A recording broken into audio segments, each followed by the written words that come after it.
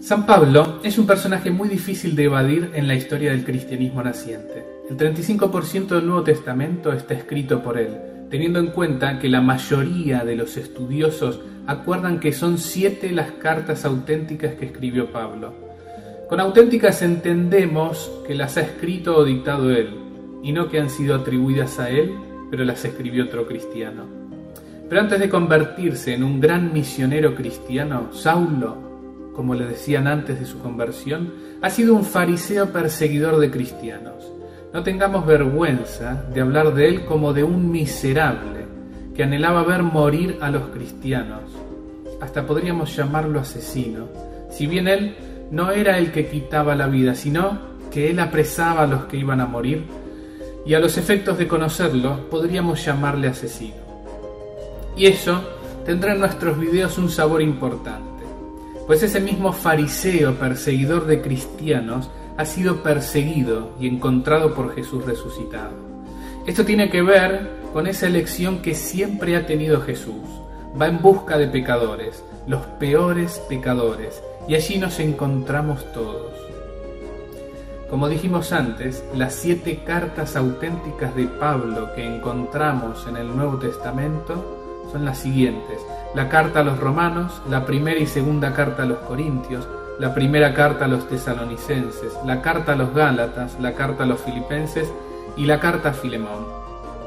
Tengamos presente que cuando Pablo entra en escena en la historia naciente del cristianismo, todavía no había ningún escrito cristiano de los que conocemos por el Nuevo Testamento.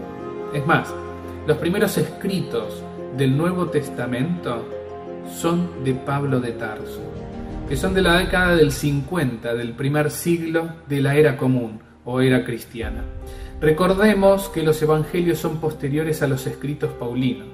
Marcos escribió su evangelio alrededor de los años 65 y 70. Mateo y Lucas escribieron sus evangelios más o menos entre los años 75 y 80. Y por último Juan, que escribió a finales de los 90 del siglo I después de Cristo. Por eso no podemos evadir a Pablo, primero por sus escritos más antiguos del Nuevo Testamento, y segundo, porque de ser un perseguidor o asesino, ha pasado a ser tal vez el más grande de los misioneros de la primera era cristiana. Pablo viajó y fundó comunidades cristianas. Pablo se reunió con apóstoles de Jesús, discutió con ellos. Algunos lo aprobaron, otros no, hasta que finalmente reconocieron que su predicación era genuina y que sus comunidades verdaderamente eran cristianas. Cuando decimos cristianos en aquella era, debemos saber que el judaísmo y el cristianismo naciente eran una amalgama difícil de estudiar por separado. Tal es así que Pablo siempre se ha reconocido judío, claramente, que un judío que creía en el Mesías Jesús, pero judío al fin.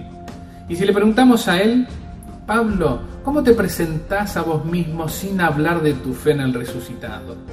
Eso déjalo para otro video. Y Pablo diría: yo mismo soy israelita, descendiente de Abraham y miembro de la tribu de Benjamín. ¿Ellos son hebreos? Yo también lo soy. ¿Son israelitas? Yo también. ¿Son descendientes de Abraham? Yo también. Aventajaba en el judaísmo a muchos compatriotas de mi edad, en mi exceso de celo por las tradiciones paternas. Circuncidado al 8º día, de la raza de Israel y de la tribu de Benjamín, hebreo, hijo de hebreos en cuanto a la ley, un fariseo por el ardor de mi celo, perseguidor de la iglesia, y en lo que se refiere a la justicia que procede de la ley, de una conducta irreprochable.